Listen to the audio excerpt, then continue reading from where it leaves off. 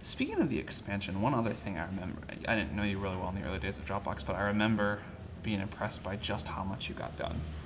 Sort of like as Dropbox was really taking off and just sort of seemed to ramp up to where everyone was using it in like a 1 year period. How did you manage your time? Like, what did your days look like when you went from sort of 7 users to 7 million? Sure. So the team, I'm thinking about 7 to 7 million. We're probably fewer than under 50 people.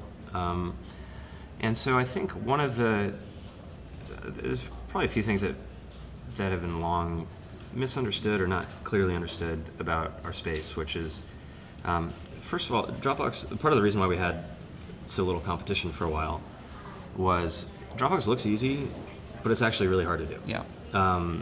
And I knew this because I wanted to just use the other products. Like, if any of them had worked, I wouldn't be here. But it's actually really technically hard. But that said, there were a lot of competitors who built things that probably were reasonably functional, but they didn't get distribution right, and they didn't get virality right. And I had been paying attention when 2007 was kind of when the Facebook platform started to take off, and a lot of the gaming, and you had these companies which were going from 0 to 100, and like in records, just new land speed records were set all the time.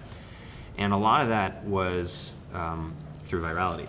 And so there's Dave McClure had a great model called Startup Metrics for Pirates, AARRR, which is about, I won't go spend too long on it, but basically acquisition, activation, revenue, retention, and referral that becomes like, this was how we managed the company. We're like, right, users come in, oh my God, very few of the folks who signed up, like 4 out of 5 who sign up don't put a file in their Dropbox, don't install a client. What is going on?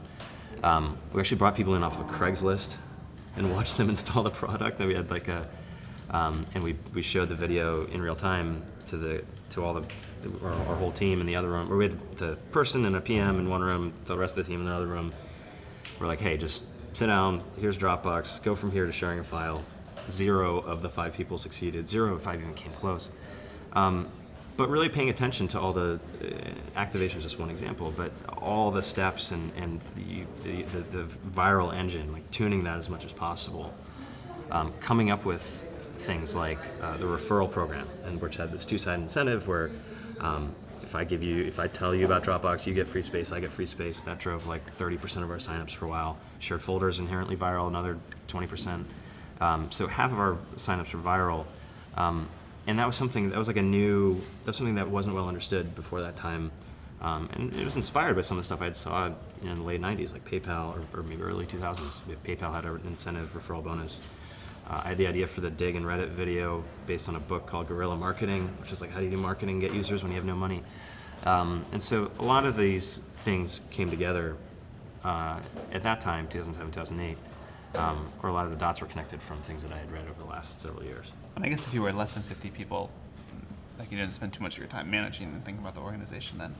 When you're like 20 people, you can just sort of manage by intuition, or